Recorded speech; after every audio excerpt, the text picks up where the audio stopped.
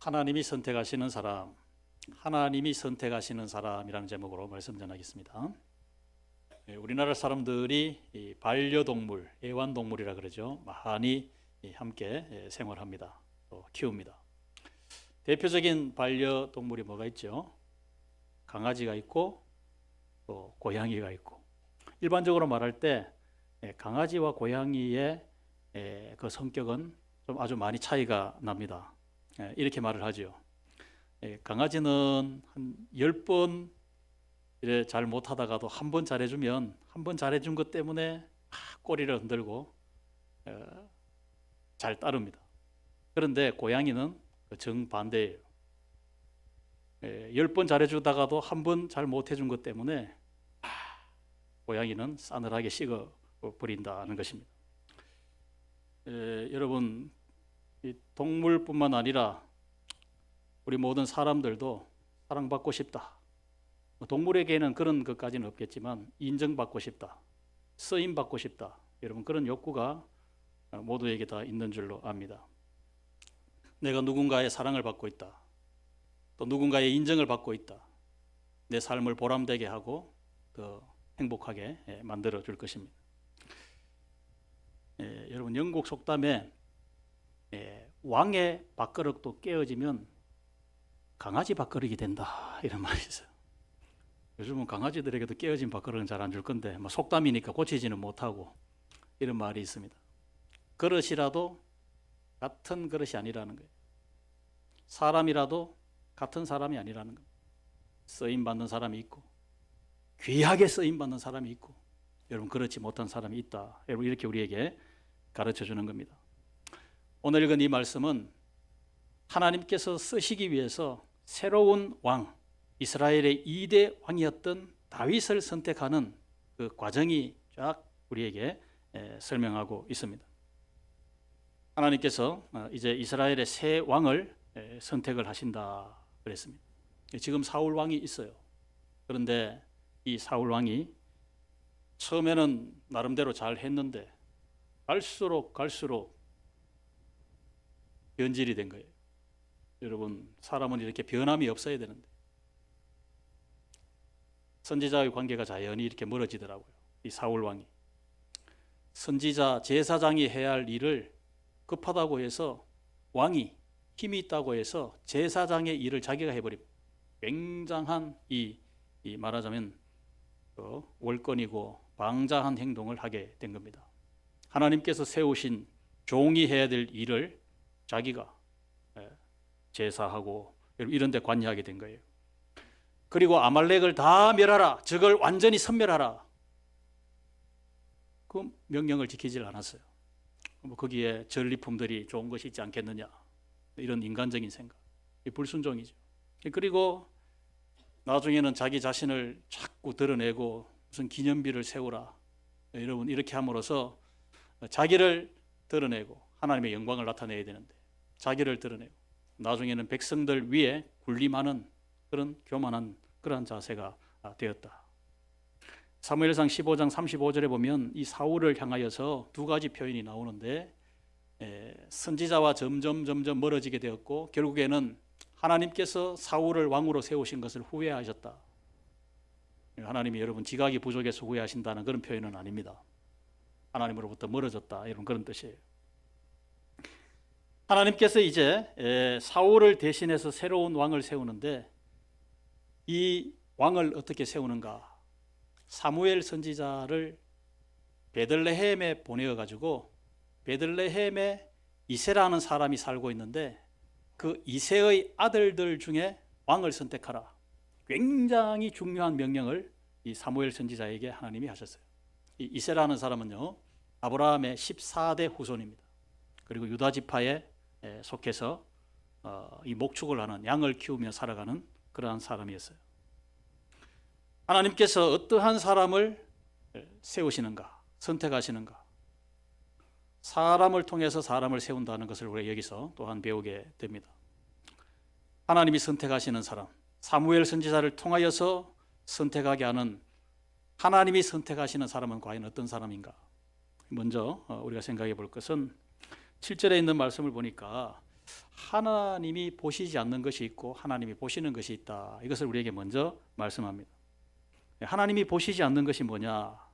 사무엘 선지자에게 하신 말씀을 통하여서 사무엘 선지자가 보는 것이 있고 사람이 보는 것이 있고요. 하나님이 보시는 것이 있다는 것을 알 수 있고 이것이 다르다는 것을 알 수 있습니다. 하나님께서 사무엘 선지자에게 하신 첫 번째 말씀이 그 용모와 키를 보지 말라. 외모를 보지 말라. 하나님 이 말씀을 먼저 하셨어요. 왜냐하면 사무엘 선지자가 용모를 먼저 봤기 때문입니다. 용모는 중요합니다. 그 사람의 몸가짐 또 자세 이런 것이 용모에 나타나기 때문에 그러나 그러한 용모의 보다 더 중요한 것이 있다. 중요한 것이 있다. 이것을 이세의 제일 큰 아들 장남 여기 보면 엘리압이 가장 먼저 이제 선지자 사무엘 앞에 서게 되었을 때 사무엘 선지자가 딱 보니까 늠름하고 키도 크고 외모도 참 중출하고 이 사람이 왕이 될 만한 인물이다. 사무엘 선지자는 그렇게 본 거예요. 그런데 하나님은 노 그랬습니다. 아니라는 거예요. 아니다. 하나님은 뭐를 보신다? 중심을 보신다. 영어로는 하트라고 이렇게 되어져 있지만 그 히브리 단어에는 레버라는 인간의 마음을 표현하고 있습니다. 그 마음의 중심을 보신다 하고 하나님 그렇게 말씀하신 거예요. 사람은 이렇게 누구나 다 외모를 보게 돼 있어요. 외모를. 그래서 여자는 물론이고 남자들도 외모에 얼마나 많은 그 관심을 가지고 신경을 쓰는지 모릅니다. 남자들이 목욕탕에 들어가면요, 남자들도 다 성향이 다른데 여자들처럼 큰 바게트에 거기다가 무슨 뭐가 막 샴푸도 있고 린스도 있고 뭐가 이제 통이 한 너댓 개 되는 것 같아요. 그걸 막 쫙 들고 이래 와서 막 이렇게 온 몸에 이렇게 신경을 많이 쓰는 그런 사람들이 있습니다. 굉장히 외모에 이 여자는 물론이고 남자들도 이렇게 많이 신경을 쓰는구나. 이런 말이 있더라고요. 선을 보고 온 남자들이 20대, 30대, 40대가 이 말이 좀 어떨까? 그거를 뭐 이렇게 조사를 한 사람들이 있더라고요. 20대 사람이 선을 보고 와서 친구에게 친구가 물을 때 뭘 묻는가 하면 그 사람 이쁘더냐 이렇게 묻는다. 이쁘더냐. 30대는 조금 나이를 더 먹었고 인생을 조금 더 살았으니까 또 다른 말이죠. 역시 이쁘더냐. 40대 다르지 않더라고요. 40대가 돼도. 여러분 이 외모는 이렇게 우리 사람에게 이렇게 먼저 눈이 가기 때문에 중요한 것이다. 더 중요한 중심을 보지 못하고 외모만 볼 때 이것은 하나님께서 보시는 것이 아니다. 잘못된 것이다. 여러분 이것을 우리가 알아야 합니다. 외모는 얼굴만 가지고 말하는 건 아닙니다. 사람의 풍채만 가지고 말하는 거 아니에요. 근데 사실은 외모라고 하는 여기에는 사람이 좋다, 힘이다, 여러분 이런 것이 다 포함된다, 포괄적으로 포함된다 이렇게 볼 수 있습니다. 그 사람의 이렇게 훈련 받은 거나 공부한 거나 또 그 사람의 직업이나 그 사람의 재산이나 그 사람의 능력이나 이렇게 다 포함이 되는 거예요. 외적으로 드러나는 거 다 포함되는 거예요. 그러나 중요한 것은 하나님은 그러한 사람이 힘이라고 생각하는 그러한 것들을 보시고 하나님이 사람을 선택하시는 것은 아니다는 사실을 여기에서 우리에게 말씀하고 있습니다. 그래서 여러분 결론적으로 말씀드리자면 사람은 외모를 보지만은 하나님은 외모가 아니라 그보다 더 중요한 사람의 마음의 자세, 마음의 중심을 하나님이 보시고 하나님이 택하신다. 그 중심은요, 하나님과의 관계에서 가지고 있는 그 사람의 삶의 태도, 삶의 자세를 말하는 것입니다. 사무엘이 다 아들을 보고 있는데 이 대권 후보예요. 대권 후보. 왕이 될 만한 아들. 첫째 아들, 둘째 아들, 셋째 아들 다 하나님이 아니다. 볼 아들이 없는 거예요. 이게 아들이 다냐 이러니까 자 여기에 이새가 아직 막내가 하나 더 있다. 아들이 여덟 아들 중에 막내가 아직 남아있다. 그 막내를 데려와라. 막내를 데려. 막내가 하나 남아있다 이 말은 이 아버지 이새가 이 막내 아들은 그 선지자에게 이렇게 선을 보일 만큼도 되지 않는다. 아마 아버지가 그렇게 판단했는지 모릅니다. 사람의 생각이에요. 사람의 생각. 뭐 나이도 어렸겠고 뭐 여러 가지 다 너는 양이나 지키고 있어라. 누군가는 지켜야 되니까 또 뭐 그렇게 했는지는 모르겠지만 여러분 그러한 의미입니다. 그런데 사무엘 선지자 앞에 그 남은 아들을 데려와라 했을 때 그 아들을 보니까 오늘 성경에 보니까 눈이 빛나고 용모가 아름다웠더라. 아름다웠더라. 그에게 기름을 부어라. 사울을 대신해서 이스라엘의 왕이 될 자이다. 그날 하나님의 영이 임했다. 오늘 13절에 보면 그렇게 말씀하고 있습니다. 아들이 이뿐이냐 했을 때요, 여러분, 그는 양을 지키나이다. 우리 다 읽지는 않았지만 여러분 11절에 있는 말씀을 보십시오. 아버지 이새가 아직 막내가 남아 있는데 그는 양을 지키나이다. 한번 따라해 주시면 감사하겠습니다. 그는 양을 지키나이다. 여러분 이 말씀 그냥 지나갈 수도 있겠지만 그는 양을 지키나이다. 물론 뭐 다른 형들도 자기의 일을 다 하고 있었겠지만 이 막내였던 가장 이렇게 어찌 보면 소외를 당하고 있었던 아들이었지만 우선순위에서 다 밀려났던 그런 이제 막내였지만 자기의 일에 충실하고 있었다 이 뜻입니다. 자신의 일에 충실하고 있었다. 그는 양을 지키나이다. 그게 자기에게 맡겨진 일이기도 했습니다. 성실하게 자기 일을 하고 있었다. 여러분 하나님의 일은요 귀하고 천하고 그런 것이 없습니다. 높은 사람이 해야 되는 일이 있고 낮은 사람이 해야 그런 게 없어요. 하나님이 보실 때 주를 위해 살아가는 모든 것은 하나님이 다 귀하게 보시지. 양을 지킨다고 해서 들판에서 아무도 보는 사람이 없고 누가 알아주는 사람이 없고 그리고 이 참 냄새나는 그 짐승떼들을 돌보고 있다고 해서 그 하찮은 게 아니라는 거예요. 여러분 하나님이 부르신 사람들 보면요 자기 일을 하고 있을 때 하나님이 부르셨다는 것을 우리가 알게 됩니다. 요셉은 심지어 옥중에서 그 갇힌 사람들을 돌보면서 그 옥중에 총무로 세웠잖아요. 그러니까 뭐 다른 사람들보다 더 많이 그들의 일도 하고 심부름도 하고 이랬을 거예요. 거기서 옥중에서 요셉이 갇힌 자로서 자신의 일을 하고 있을 때 바로가 부릅니다. 꿈을 해석해달라. 하나님이 불러주신 거예요. 여러분 사무엘 선지자 어린 나이였지만 성전에 엘리 제사장 곁에 말하자면 심부름도 하고 제사장 엘리 제사장을 도와주고 여러분 이런 일을 했습니다. 그 일을 할 때 사무엘아 하는 하나님의 음성을 듣게 됩니다. 하나님이 부르신 거예요. 엘리사 선지자 밭을 갈고 있을 때 하나님의 부르심을 받았어요. 여러분 예수님의 제자 베드로 자신의 일 갈릴리 해변에서 그물을 깁고 어부가 하는 일을 준비하기 위해서 일하고 있다가 예수님의 부르심을 받았다는 사실입니다.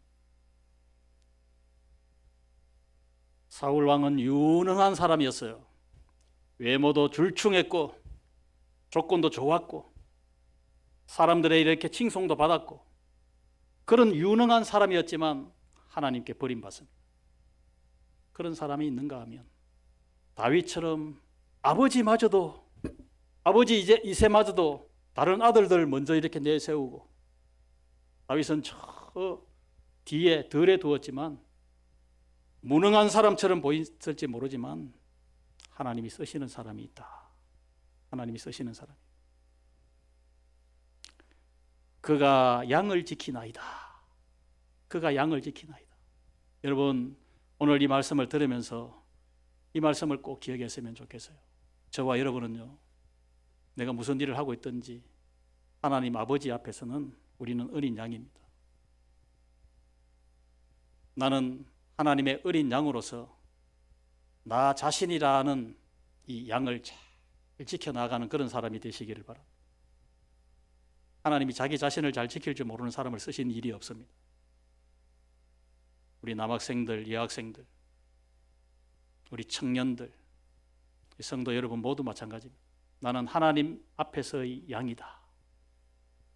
나는 나 자신이라는 양을 내 스스로 잘 지켜나가. 어떻게 하는 것이 내가 나 자신이라는 양을 하나님 앞에서 잘 지켜나가는 것인가? 하나님 아버지 앞에서 사는 겁니다. 오늘도 하나님 아버지, 하나님 주신 이 가정에서, 일터에서 하나님 자녀로서 하나님을 아버지라고 부르며 그렇게 살아가게 해 주신 것 감사합니다. 내가 서 있는 위치, 가장의 위치, 아내의 위치, 나는 가정에서 자녀이니까 자녀의 위치, 직장에 가면 직장에서 내가 서 있는 위치가 있습니다. 그 위치를 벗어나지 않고 잘 지켜나가는, 내 양을, 나 자신이라는 양을 잘 지켜나가는. 여러분, 사울은 왜 하나님으로부터 버림받는가? 왕이 되었지만 자신의 한계를 몰랐어요. 하나님의 종이 해야 될 일을 교만하게 자기가 나선 거예요. 하나님은 그 일을 맡기지 않았는데 하나님의 종이 부족하게 보였을지 모릅니다. 연약하게 보였을지 모릅니다. 자기는 힘이 있고 명령하면 얼마든지 많은 사람을 동원할 수 있고 이러니까 자기가 하면 더 잘하겠다 이런 생각을 가졌는지 모르고 하나님이 보실 때는 이놈하신 거예요. 자신의 한계를 모른 거예요. 그러나 다윗은 나는 막내고 나는 형들에 비하면 아직 연약하고 그렇기 때문에 아버지가 너는 양을 지키고 있으라 했을 때 예, 제가 이 일을 하겠습니다. 곰이나 사자가 나타나서 아버지의 양떼를 빼앗아 가려고 했을 때 목숨 걸고 이 다윗이 양떼를 지켰어요. 그렇다면 하나님께서 이 다윗의 그 중심, 무슨 중심을 보시고 이 다윗을 하나님이 선택하셨는가? 다윗의 중심에 무엇이 있었기에 기름을 부어라, 다윗의 머리에 기름을 부어라고 사무엘 선지자에게 하나님이 명하셨는가? 다윗의 중심에 믿음이 있었습니다. 뭐가 있었다고요? 여러분, 하나님이 보시는 사람의 중심은 그 사람의 마음 중심에 믿음이 있느냐, 하나님을 향한 믿음이 있느냐. 왜 다윗을 세웁니까? 하나님이 원하시는 하나님의 나라 이스라엘 나라를 다스려 가도록 하나님의 일을 위해서 하나님이 다윗을 선택하시는. 여러분, 하나님의 일이 뭡니까?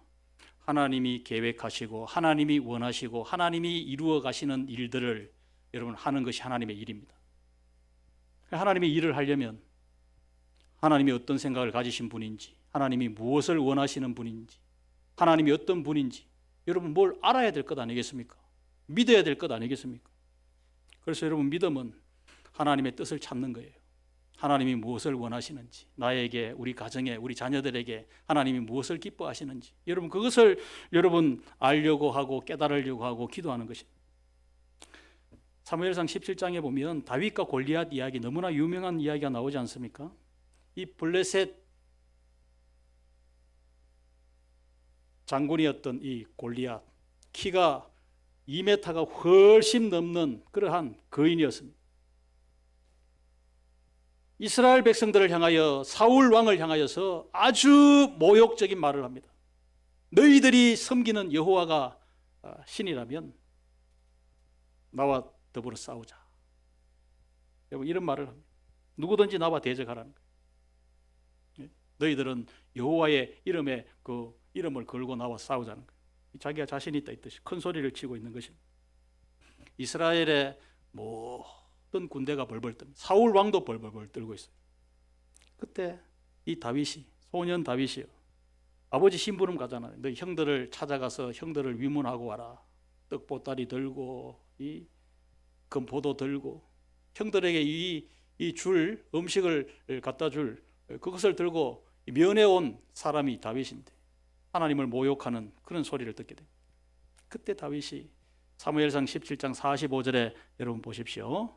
45절 시작. 다윗이 블레셋 사람에게 이르되 너는 칼과 창과 단창으로 내게 나아오거니와 나는 만군의 여호와의 이름 곧 너가 모욕하는 이스라엘 군대의 하나님의 이름으로 내게 나아가노라.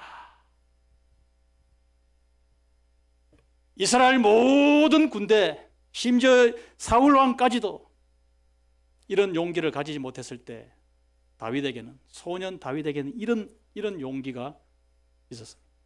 다윗의 그 마음 중심에 하나님의 영광, 하나님의 이름에 대한 그러한 하나님의 이름을 높여야 된다는 이러한 그 마음의 중심이 살아있었다는 거예요. 철저하게 하나님 중심으로 살겠다. 이 다윗의 자세였고 삶의 자세였고, 그러니까 하나님만 두려워했지 하나님 외에 아무리 힘 있어 보이는 그 사람을 두려워하기보다 하나님을 두려워하는 그런 믿음으로 살았다는 거예요. 하나님이 나를 지켜주신다면 너가 아무리 나를 위협해도 개의치 않겠다는 거예요. 하나님을 높이고자 하는 그 다윗의 마음을 하나님이 받으셨어요. 다윗의 마음을 하나님이 받으셨어요.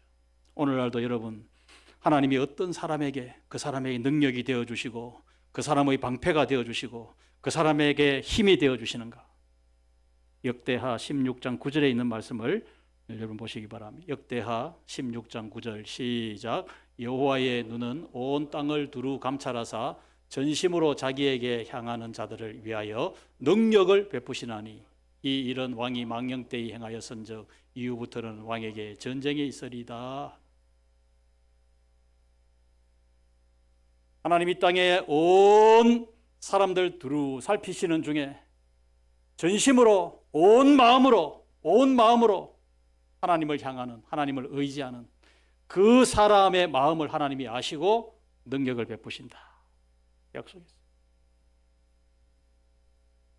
여러분, 이 말씀을 우리가 들었기 때문에 우리 자신의 삶을 우리 스스로 선택하자면, 그래도 나는 내 판단, 내 생각, 내가 가진 힘 이거 가지고 내가 살 거야, 이렇게 자기중심적인 그런 고집대로 살 것인가? 아니면 다윗과 같이 하나님 중심으로 하나님의 이름을 높이면서 여러분 그렇게 살 것인가? 우리는 선택을 해야 합니다. 이 골리앗의 가치관이라고 하는 것은 여러분 이 다윗이 이야기했던 너는 그 칼로 창으로 큰 어떤 힘으로 외모로 그렇게 이 전쟁에 나와 싸우자 하고 있지만 이게 골리앗의 가치관이에요. 내가 너보다 더 큰 칼을 가졌다, 더 큰 힘을 가졌다, 그러면 싸우면 내가 이긴다. 이게 이 골리앗의 그 가치관이에요. 세상은 힘의 논리로 되는 것처럼 보입니다. 힘 있는 사람이 이기는 것처럼 보여요. 그렇지만 다윗의 가치관은 뭡니까? 만군의 여호와의 이름으로 내가 나아간다. 만군의 여호와를 내가 지금 의지하고 있다. 이게 다윗의 가치관이에요. 싸움에 질 수 있습니다. 죽고 사는 것은 그러나 하나님이 결정하시는 거예요. 그 사람의 인생에 복이 되고 복이 되지 않고 하나님이 결정하십니다. 하나님의 이름으로 나아간다. 하나님은 이 다윗의 이 믿음을 보시고 하나님이 다윗을 선택해 주신 것입니다. 히브리서 11장에 보면요, 그 믿음의 사람들 아벨부터 시작해서 그 믿음의 기라성 같은 믿음의 영웅들이 쫙 나오지 않습니까? 이 믿음 있는 사람들, 하나님께 믿음을 인정받은 사람들, 이런 사람들을 소개할 때마다 여러분 거기 표현하는 그 표현이 있습니다. 아벨을 표현할 때 믿음으로 아벨은 가인보다 더 나은 제사를 드렸다. 이렇게 말씀합니다. 에녹의 믿음을 표현할 때 믿음으로 에녹은 죽음을 보지 않고 천국으로 옮겨졌다 그랬습니다. 또 노아의 믿음을 표현할 때 믿음으로 노아는 방주를 준비했다 그랬어요. 아브라함을 표현할 때도 역시 믿음으로 아브라함은 순종하여 가나안 땅으로 나아갔다. 그 앞에 믿음으로 하나님이 보신 것이 믿음이라는 거예요. 믿음. 아벨은 하나님을 예배할 때 자기 방식대로 자기 편한 대로 예배한 것이 아니라 하나님이 반드시 피 묻은 피의 제물을 하나님이 받으시더라. 그게 아벨의 믿음이었어요. 오늘 여러분 이 자리에 예배하실 때 아벨의 믿음같이 나를 받아주시는 것은, 나를 용납해 주시는 것은 아까 우리 찬양대가 찬양했던 것처럼 오직 우리의 자랑은 예수님의 십자가, 십자가의 그 보혈을 보시고 하나님이 나를 받아주시고 나를 용서해 주시고 나에게 다시 은혜를 베풀어 주신다. 그 믿음으로 예배하는 그 믿음의 예배를 하나님이 받으시는 거예요. 믿음으로 예배한 거예요. 믿음으로. 나는 믿음이 있습니까? 여러분의 삶의 문제를 믿음으로 해결하려고 애를 쓰십니까? 여러분 가정의 일들을 하나님의 뜻을 묻고 내 자녀들의 진로를 생각할 때 하나님이 무엇을 기뻐하실까 기도하시고 그렇게 결정하십니까?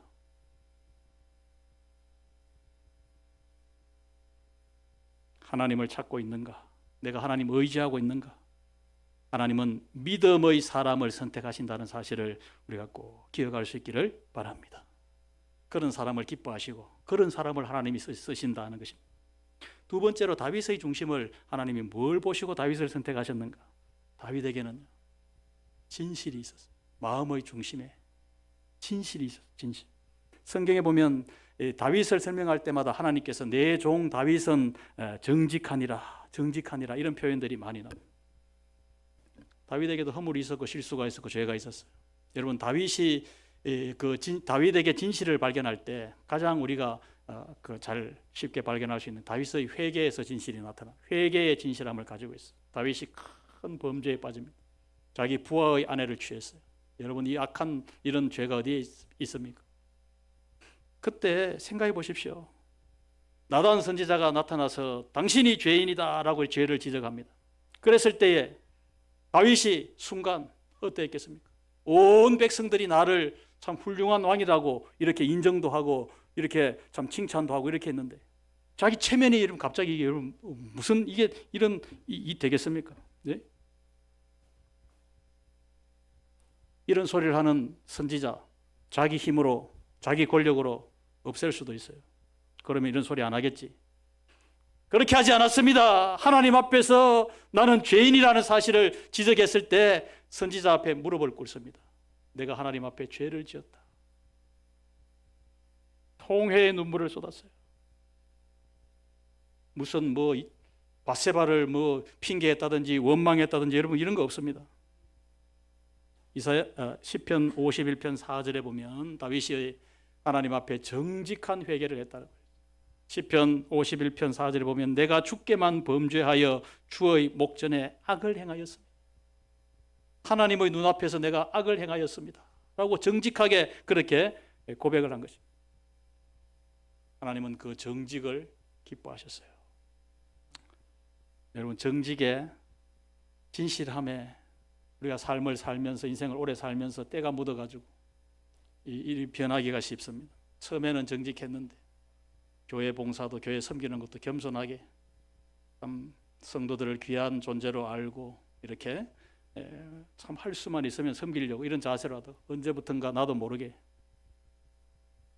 당신이 누군데 여러분 이런 마음의 자세로 혹시 대하는 우리 자신을 여러분 볼 수도 있습니다. 사울 왕이 그랬거든요. 어느 날 갑자기 그런 거 아니에요. 겸손하게 출발한 왕이었는데 자꾸 자기를 높이다 보니까 교만해져서 버림을 당하게 됩니다. 여러분 진실할 때 하나님이 그 진실을 보시고 용서하시고 기회를 주시고 하나님이 다시 쓰신다는 사실을 꼭 잊지 마시기를 바랍니다. 마지막으로 다윗의 중심을 보실 때 무엇을 보셨는가 하면 다윗에게는 참 하나님을 사랑하고자 하는 하나님을 사랑하는 그 중심을 가지고 있었어요. 하나님이 그 중심을 받으셨어요. 여러분 다윗은 참 하나님을 찬양하는데도 내가 주님을 찬양합니다. 나의 힘이 되신 여호와여 내가 주를 사랑하나이다. 여러분 이 다윗의 시편에 보면 주님을 사랑한다는 표현이 여러분 수없이 많이 나옵니다. 왜 이렇게 하나님을 사랑한다고 고백하는 사람을 하나님이 선택하실까요? 여러분 하나님의 일을 해야 되기 때문에. 하나님의 일을 한다는 것은 사람의 일도 쉽지는 않지만 주의 일을 한다. 교회에서 무슨 직분을 맡아서 일을 한다. 많은 희생이 필요합니다. 일할 때 내가 원하는 대로 다 할 수 있습니까?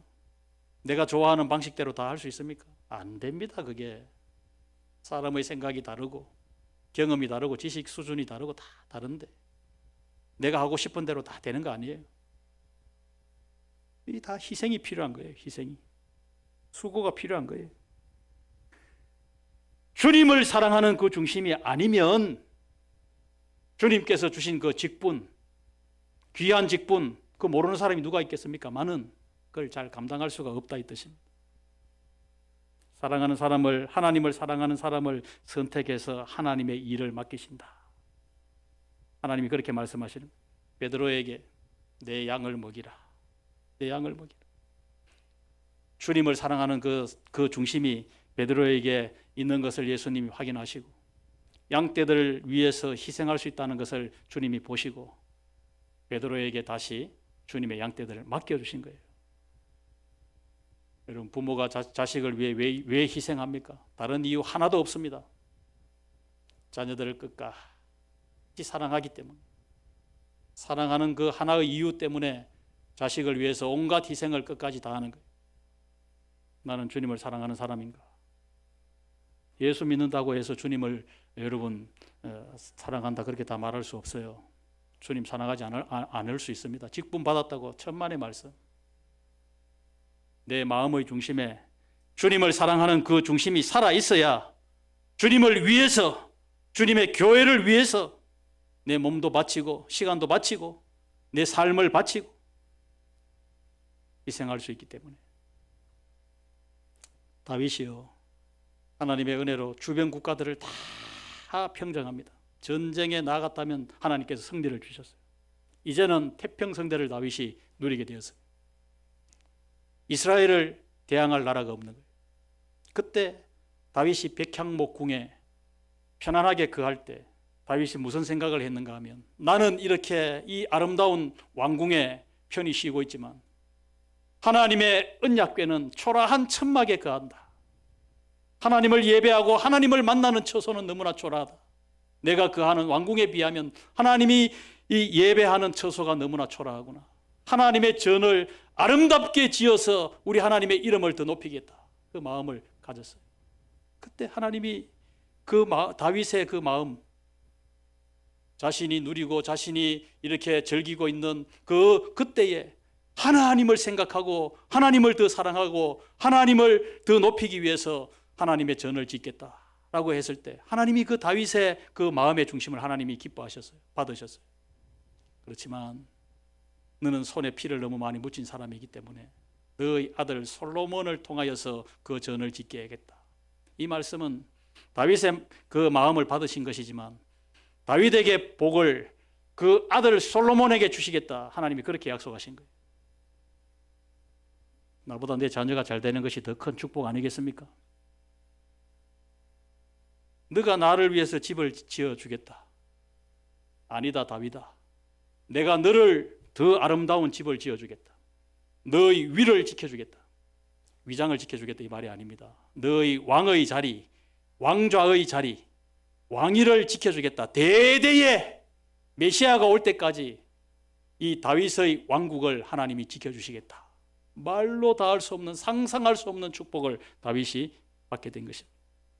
하나님이 선택하시는 사람이 누굽니까? 믿음의 사람을 선택하고 그 마음의 중심에 진실함이 있는 사람을 선택하고 다윗과 같이 하나님을 사랑하는 그 중심이 있는 그 사람을 하나님이 선택하십니다. 나는 뭐 형편이 약하고 지식도 약하고 다 약하기 때문에 하나님 쓰실 수 아닙니다. 하나님은 막내를 선택하셨어요. 말째를 선택하셨다 이 말입니다. 우리 자신이라는 양을 잘 지켜나갈 때 하나님은 그것을 보시고 하나님이 축복해 주시고 주님을 사랑하는 그 중심을 보시고 하나님이 선택하셔서 하나님이 더 귀하게 더 크게 하나님의 영광을 나타내는 그러한 종으로 쓰십니다. 솔로몬의 가치관, 골리앗의 가치관으로 살지 말고 다윗의 가치관으로 살아서 하나님께 쓰임받는 그런 저와 여러분 우리 모두가 더욱 다 되시기를 주님의 이름으로 축복합니다. 아멘.